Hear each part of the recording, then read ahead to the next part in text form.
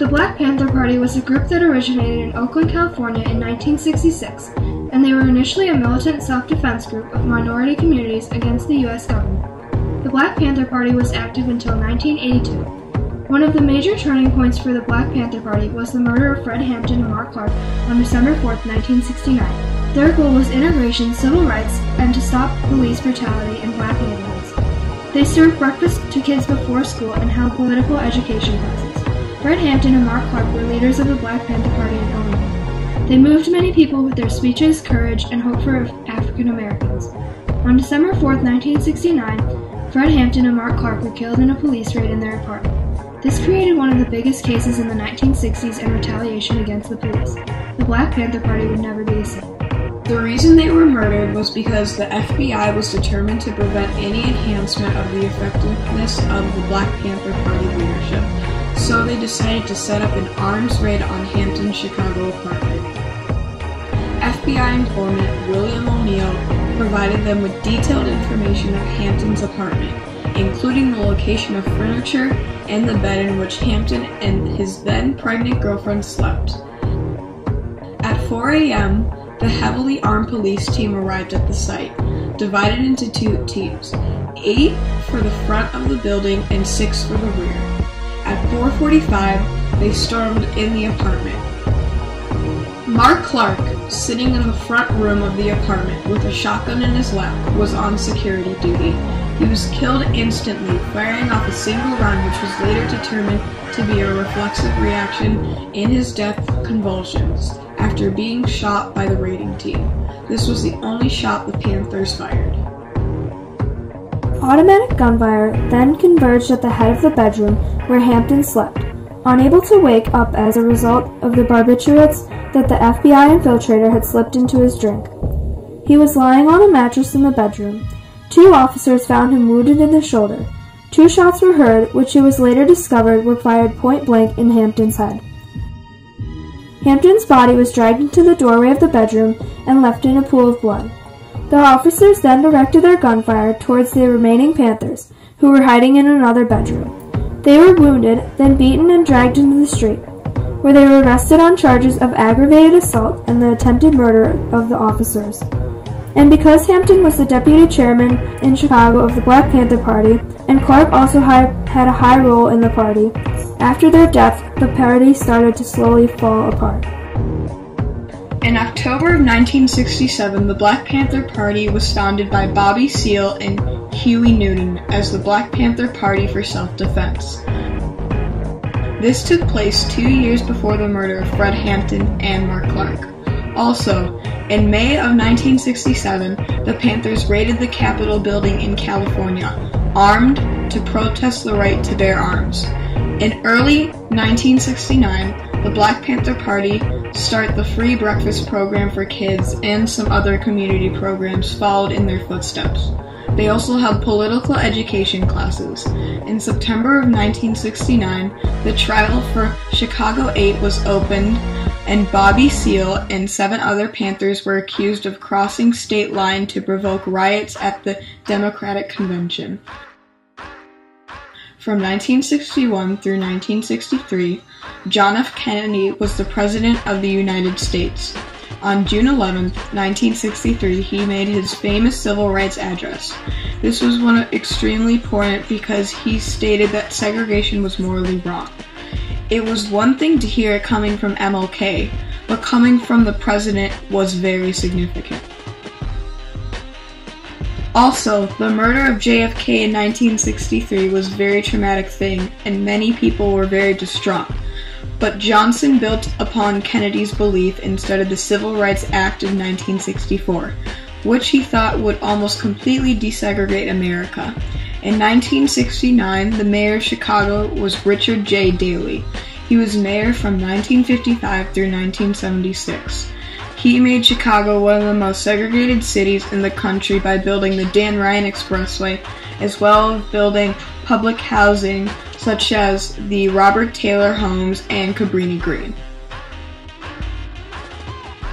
This event took place in 1969, but other important events involving the Panthers occurred from 1966 through 1982.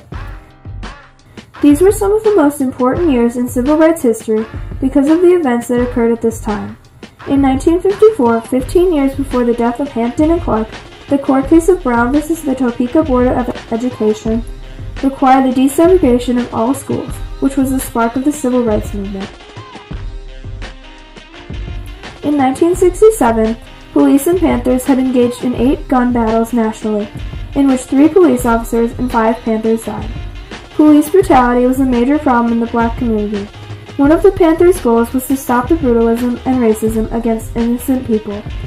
About 1 year before the murder of Fred Hampton and Mark Clark, on April 4th of 1968, Martin Luther King Jr. was murdered.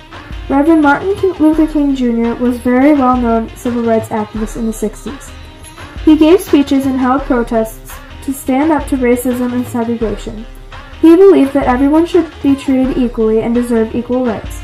He also believed in integration and thought segregation was morally wrong. In 1969, the Black Panthers had grown to be a very well-known group. 1968 and 1969 were the 2 most important years in Panther history because the Panthers were out and about making the news almost once a week for those 2 years. During this time period, the Panthers were not at the top of the food chain. The groups in power were predominantly white groups or just the general white public. The Panthers were a very powerful group, but they did not have the most social power at this time. Many of the minority groups were powerless because of the racism and hate the whites had against them. Bobby Seale, Mark Clark, Dr. Martin Luther King Jr., and Malcolm X were all very well-known civil rights activists at this time. Another very important person was John F. Kennedy because he was one of the first presidents to state that segregation was morally wrong. After the murder of Fred Hampton and Mark Clark, the Black Panther Party started to disintegrate because these 2 main leaders in Illinois had passed away. Some of the things that happened after the murder were Hampton and Clark's funeral. 2 weeks after the murder, members of the Black Panther Party retaliated and killed several police officers in a raid on 3600 North Halsted Street.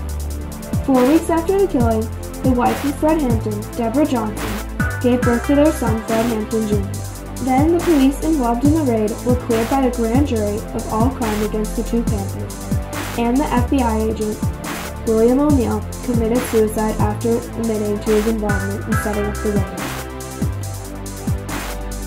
At a press conference the next day, the police announced the arrest team had been attacked by the violent and extremely vicious Panthers and had defended themselves accordingly. In a second press conference on December 8th, the assault team was praised for their remarkable restraint and bravery and professional discipline in not killing all the Panthers present. Photographic evidence was presented of bullet holes allegedly made by shots fired by the Panthers, but this was soon challenged by reporters. An internal investigation was undertaken. The assault team was exonerated of any wrongdoing. The Black Panthers were a very powerful group before the murder, and after the murder, they lost their power and started to slowly die out. This event was very important to civil rights history.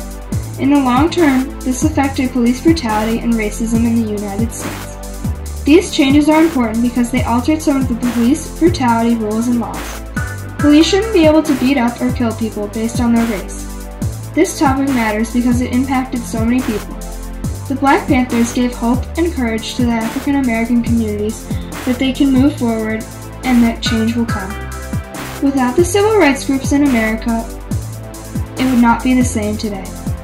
Blacks would not have the same rights, and we would not be integrated, and we would not have a black president. This event changed America in so many ways, and we need to honor and remember the Panthers, Clark, and Hampton. Anytime you have a leader of that caliber, just like a Martin Luther King or Robert Kennedy or John Kennedy, that has that type of charisma, and you take them away from the organization suffers. It suffers when you have a person of that magnitude. You can't replace them.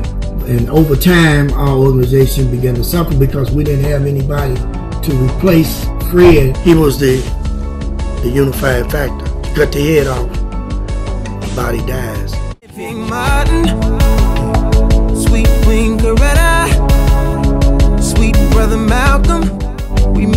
in America.